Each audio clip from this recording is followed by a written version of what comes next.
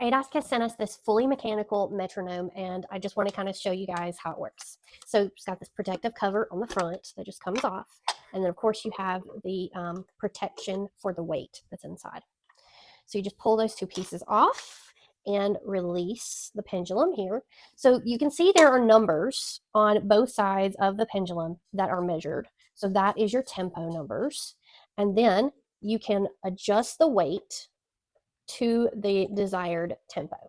And on the side, you have this little lever for the beats. So it can go to 2, 3, 4, 6, or 0, and you can adjust that to where you want it. And then on the other side, you have the wind up. So like I said, it's mechanical, it's not battery operated. So you want it on a flat surface. Go ahead and wind that up. So you can hear the tempo, the beat. So this is really travel friendly.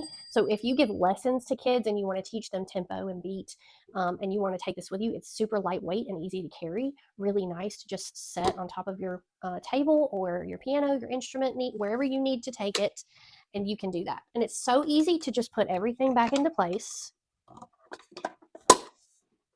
to keep it all protected and travel ready.